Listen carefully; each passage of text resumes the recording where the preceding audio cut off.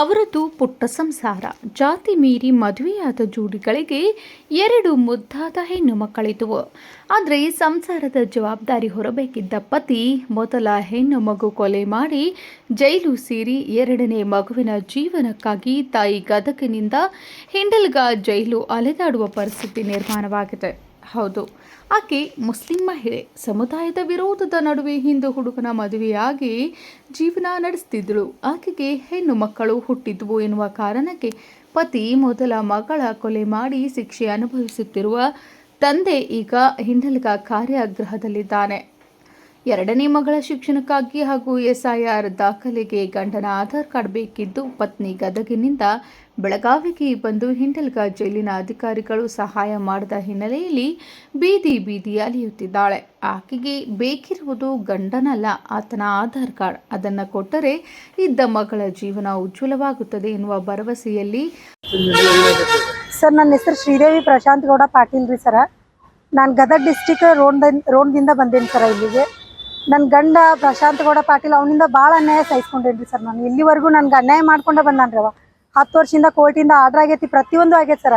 ಏನಾದರೂ ಅವ ನಂಗೆ ಅನ್ಯಾಯ ಮಾಡೋದು ಬಿಟ್ಟಿಲ್ಲ. ಜೈಲ್ ಒಳಗಿದ್ರು ನಂಗೆ ಅನ್ಯಾಯ ಮಾಡೋದು ಬಿಟ್ಟಿಲ್ಲ ಸರ್. ಈಗ ನನ್ನ ಮಗಳಿಗೆ ಆಧಾರ್ ಕಾರ್ಡ್ ಬೇಕ್ರಿ ಸರ್. ಇಲ್ಲ SLC ಎಕ್ಸಾಮ್ ಬರ್ಸಲ್ಲ, ತಂದೆ ಆಧಾರ್ ಕಾರ್ಡ್ ಇಲ್ಲಂದ್ರೆ ಅಂತಾರ್ರಿ. ಇಲ್ಲ ಸಿಂಗಲ್ ಪೇರೆಂಟ್ಸ್ ಅಂತ ಹೇಳ್ರಿ ಅಂತ ಹೇಳ್ತಾರ್ರಿ ಸರ್. ತಂದೆ ಇದ್ರು ನಾ ಸಿಂಗಲ್ ಪೇರೆಂಟ್ಸ್ ಅಂತ ಯಾಕೆ ಹೇಳಿ ಸರ್?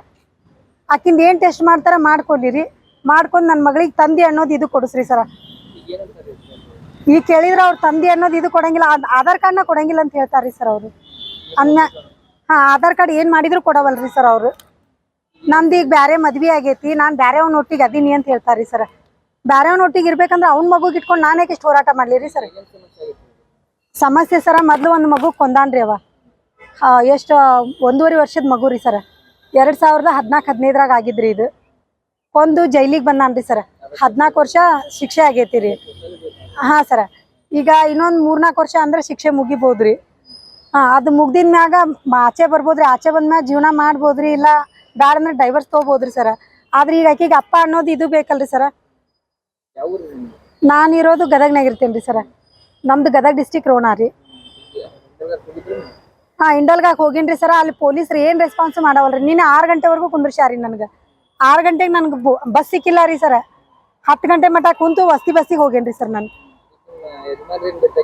ಯಜಮಾನ್ರಿ ಕಡೆ ಏನು ಮಾತಾಡಿಲ್ಲ ಸರ್. ನಾನು ಆಧಾರ್ ಕಾರ್ಡ್ ಅಲ್ಲಿ ಒಳಗೈತ್ರಿ. ಈಗ 8 ವರ್ಷ ಆಯ್ತು ಸರ್ ಅವ್ರ ಕಡೆ ಬಂದ್ರಿ. ಇವ್ರು ಬಂದ್ರಿ ಇಲ್ಲಿ ಇದು ಆಧಾರ್ ಕಾರ್ಡಿನ ಅಗತ್ಯ ಬಿದ್ದೇ ಇಲ್ಲನ್ರಿ ಸರ್. ಈಗ ಮಾಡ್ಸಿಲ್ಲ ಅಂತ ಹೇಳ್ತಾರ್ರಿ ಅವರಲ್ಲಿ. ಸಿಬ್ಬಂದಿಗಳ ಹತ್ರ ಕೇಳಿದ್ರಿ, ಮಾಡ್ಸಿಲ್ಲ ಅಂತ ಹೇಳ್ತಾರ್ರಿ. ಜೈಲಾಧಿಕಾರಿಗಳಿಗೆ ಭೇಟಿ ಮಾಡಿಸ್ರಿ ಅಂದ್ರಿ. ಪಬ್ಲಿಕ್ಕಿಗೆಲ್ಲ ಹಂಗೆ ಭೇಟಿ ಮಾಡ್ಸಂಗಿಲ್ಲ, ಇಲ್ಲಿ ಮಟ್ಟ ಬರಬಾರ್ದು ನೀವು ಅಂತ ಬೈತಾರ್ರಿ. ನಾವು ಯಾರ ಕಡೆ ಹೋಗಿ ನ್ಯಾಯ ಕೇಳೋಣ್ರಿ ಸರ್? ಹಾಂ ಸರ. ಈಗ ಒಂದು ಮಗು ಕಳ್ಕೊಂಡೇನ್ರಿ ಸರ. ಇನ್ನೊಂದು ಮಗುಗರ ನ್ಯಾಯ ಬೇಕಲ್ರಿ ನಂಗೆ. ಪ್ರಶಾಂತ್ ಗೌಡ ಲಿಂಗಬಸನಗೌಡ ಪಾಟೀಲ್ ರೀ ಸರ್, ಹುಲ್ಲೂರು ಅವ್ರಿ ಅವರು. ಸಂಬಂಧಿಸಿದ ಅಧಿಕಾರಿಗಳು ಆಕೆಯ ಅಪರಾಧಿ ಕೈದಿ ಗಂಡನ ಆಧಾರ್ ಕಾರ್ಡ್ ಕೊಡಿಸಿ ಪುಟಾಣಿ ಮಕ್ಕಳಿಗೆ ಶಿಕ್ಷಣ ಕೊಡಿಸುವುದೇ ಈ ಆಡಳಿತ ಎನ್ನುವುದನ್ನು ಕಾದು ನೋಡಬೇಕಿದೆ. Vinod Kulkarni, KMM news, Belagavi.